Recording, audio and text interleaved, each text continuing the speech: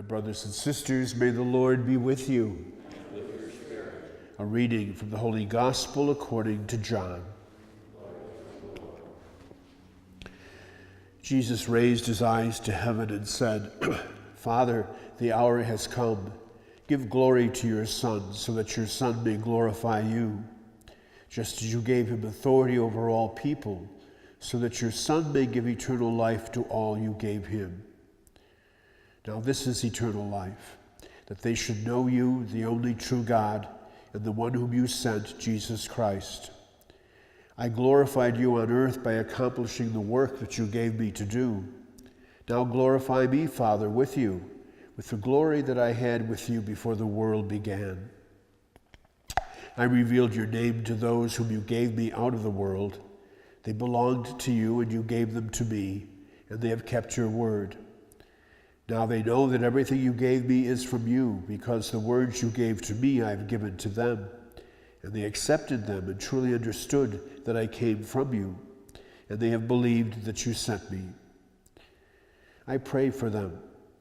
I do not pray for the world, but for the ones you have given me, because they are yours, and everything of mine is yours, and everything of yours is mine, and I have been glorified in them.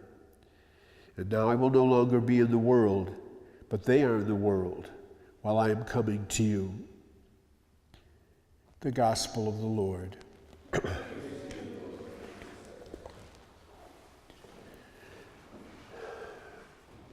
Chapters 14 through 17 of John's account is a very lengthy partial dialogue, partial monologue of Jesus with the disciples at the Last Supper.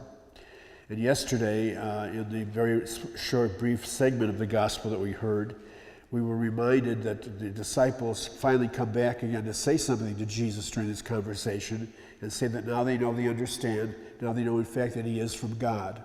And even though they say this to him, Jesus very quickly reminds them that you say this, but you're going to be scattered. You are going to forget this. And of course, just a few hours later, that precisely is what happens when they're in Gethsemane and the whole experience of the beginning of the Passion account takes place. Jesus, at this point, is beginning what is called traditionally the priestly prayer. It's in three parts. The first part is specifically in thanksgiving for the relationship he has with the Father. And then in turn, it's a prayer for these apostles, those who have been given a very unique and special role to carry on the mission. And then finally, there's a prayer for us, for those who hear the message from the apostles' tradition and in turn accept the faith as well. And through all of it, of course, John is making the point that the glory of Jesus is a very different glory from what we would anticipate glory should be. That, in fact, the glorification begins with that whole terrible event of the crucifixion. And it is in the process of that crucifixion and the resurrection that he ends up carrying out the plan and the program that the Father had planned for salvation of the world. And so the glory takes place in ways that would be least expected. And of course, that's what happened with the disciples. They just didn't expect it to happen that way. And it was only when the Spirit was given to them that all of a sudden it all clicked, and they looked back in hindsight and realized the reality. That is surely true for Paul, who underwent himself the reception of the Spirit.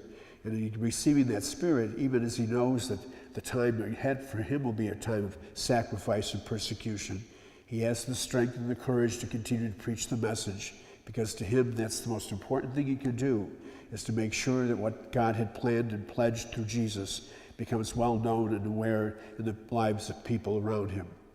That same message continues to be preached. It's up to us to also be witnesses to it by our lives and by the way we in turn speak the gospel, not just in our words, but more importantly, in our deeds.